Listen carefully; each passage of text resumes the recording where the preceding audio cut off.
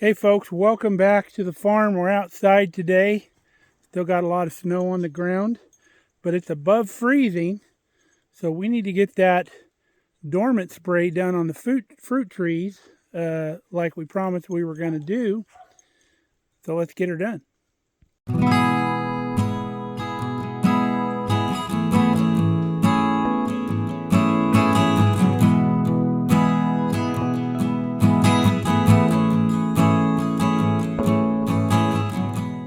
Give you a little update since we've done our pruning last week. You can see how busy the rabbits have been out here. You can see all their little droppings all over the place and how they've just absolutely stripped the bark on all these limbs that were down on the ground. They really did a number. That's why we got to keep these trunks of these trees covered up. Been moving this brush to the center of the road here, but Ruby keeps dragging him back over here. Give me that stick. Ruby, I need the stick. Let it go. Why don't you go find your sister? Sounds like she's chasing one of these pesky rabbits. Ruby! My stick!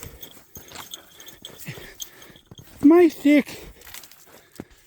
Go find your sister. Okay, found you a good stick. You ready? Oop! You gotta let it go. Alright, go get it. Bring it here. She never wants to give it back. If you want to play, you gotta bring it over here. No, you want to chew it, that's fine. Getting ready to spray, and I forgot to roll up my garden hose out here, and now it's frozen into the snow and I can't get it out. So I gotta go to the barn, get some hoses that I did remember to roll up, and we're hooking to that hydrant over there. So let's go get those. Alright, I'm back. I had to go see what Brandy was barking at because she kept barking. Usually whatever she's barking at gets away from her. But she kept going, so I had to go make sure it wasn't something going to hurt her. Come to find out, she had just treed a turkey up in the shelter belt. So it flew off once I got out there. So we're going to get back to our spraying. We went out to the barn and got more hose. Got about 150 foot of hose, there'll be plenty. But we have to drain all of our hose out here when we're done with it. So let's show you what spray we're using and how we're going to do it. Normally I use a copper and an oil. This is a combination product that's got both in it. And it's a concentrate, so it'll mix with a lot of water. And then we use a hose-end sprayer. So it's got markings here on the side. So you can see those are marked in gallons. So if we want to spray 10 gallons of spray, we would pour whatever this product we would need for 10 gallons. And if it didn't come up to the 10-gallon mark on here, we would fill the rest with water to bring it up to the 10-gallon mark. And then that would be the correct ratio of spray for 10 gallons. So we're going to look at the label on here and see what we need per gallon. All right, the label says 1.5 to 2 ounces per gallon. If we look over here at 15 ounces on the jar, it pretty much lines up with the 10-gallon mark over here. So we do not need to dilute this at all in our sprayer. We can dump this right in up to the 10-gallon mark or any other mark we want. And then whatever we don't use because it's not diluted, we can pour right back into our jar here. So it makes it fairly easy. They probably designed it that way so you don't have to do a lot of mixing. So that's going to work out great. So we'll dump our product into our container. I'll just dump as much as it'll fit in there. That way we don't run out. And then we'll hook her up to the hose and we'll get started.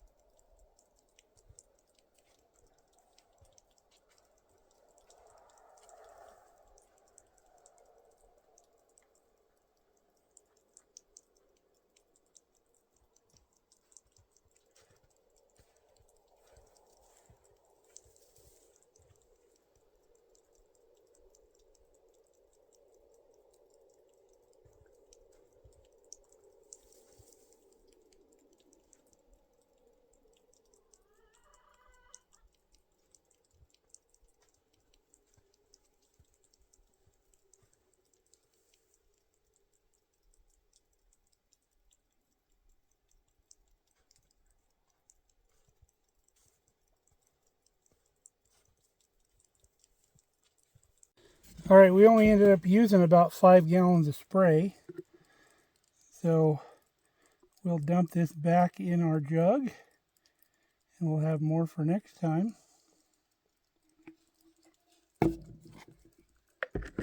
Now this is non-toxic, it's just copper. You can see the color of it, very similar to copper when it,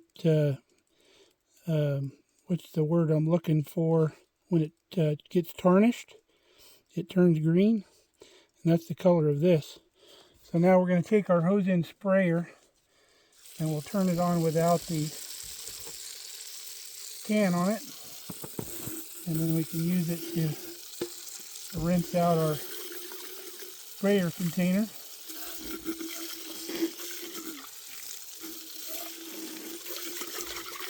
You don't have to worry about wearing gloves or anything with this. The only thing you got to worry about is staining, because if you get some of that concentrate on you, it'd probably stain your clothes.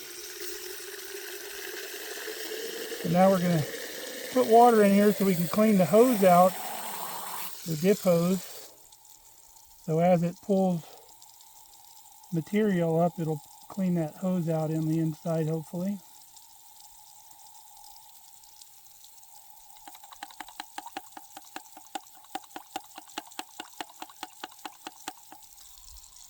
Did it for the most part. So let's see, yeah, it comes off, so we can rinse it out that way.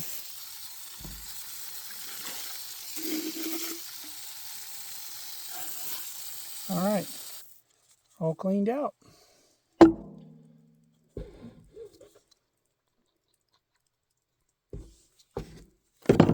All we got to do now is drain our hose back out. All right, got our hose drained and rolled up.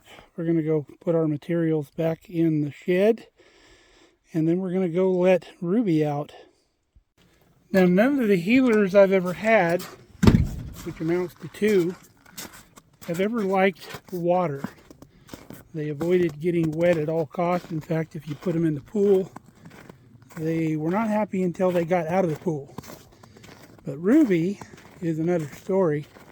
Maybe your healers are different. Maybe your experiences are different with healers.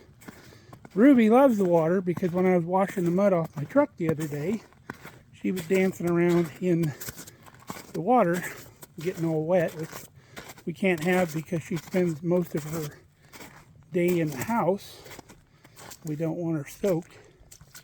So that's why I put her away during the spray, because she'd be dancing around out in that spray, and even though it's non-toxic, I don't want spray all over her. So let's let her out. Ruby Roo! Come on. All right, it's all clear for you now. You found your sister yet? Of course you haven't. You haven't been out here. So that's it for our dormant spray, folks. If you don't do any other spray during the season, don't skip your dormant spray, because it's really important. It's, like I said, it's the only one that we do. And it is non-toxic, so you don't have to wear the mask or be certified to spray it or anything like that. Go to your garden center. They'll help you out buying what you need. Some of the stuff, if you read the label, you can spray it right up to harvest day. So like if you were harvesting something in the fall or whatever, it's not going to hurt you.